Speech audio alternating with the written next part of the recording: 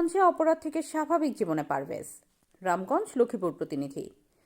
লক্ষ্মীপুরের রামগঞ্জ পৌর রতনপুর গুলবাগ এলাকার পারভেজ অপরাধ জগৎ থেকে স্বাভাবিক জীবনে ফিরে আসা সোমবার সন্ধ্যায় সম্মিলিত গ্রামবাসী ফুলের সম্বর্ধনা দেওয়ার পাশাপাশি এলাকা পাহারা দেওয়ার চাকরি দিয়েছে।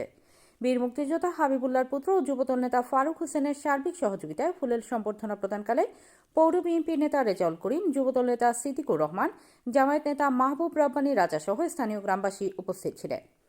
এ সময় স্বাভাবিক জীবনে ফেরার ঘোষণা দিয়ে পারভেজ বলেন, আমি জীবনে অনেক অপরাধ করেছি, গ্রামবাসী আমাকে স্বাভাবিক জীবনে ফেরার প্রস্তাব দিয়ে চাকরি দিয়েছে।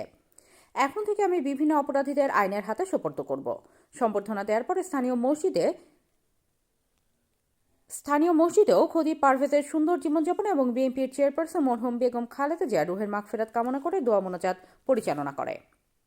তাকে নিয়ে দেওয়া হয়েছে এবং তার সাথে সাথে কত বৃহস্পতিবারে সে অ্যারেস্ট হয়েছে আমরা সেটা জানি না। তো সেখান থেকে উনি উদ্যোগ নিয়ে আমি রবিবার তাকে জামিন করে আনবো এবং আমরা এখানে একটা অনুষ্ঠান আয়োজন করবো। সে হচ্ছে উদ্দেশ্য আজকে আয়োজনটা। এখানে আমাদের উদ্দেশ্যে আমাদের মেহমানবৃন্দ আছেন, রামগঞ্জ পৌর বিএনপির আমাদের বিধান সদস্য রেজাউল করিম ভাই।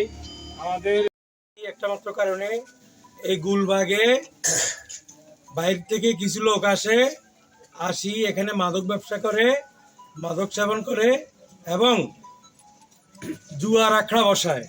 এই যে গুলবাগ হাউজিং এর ভিতরে উত্তর কর্নারে একটা ঘর হয়েছে, ওইটা হচ্ছে সকল অপরাধের কেন্দ্রবিন্দু।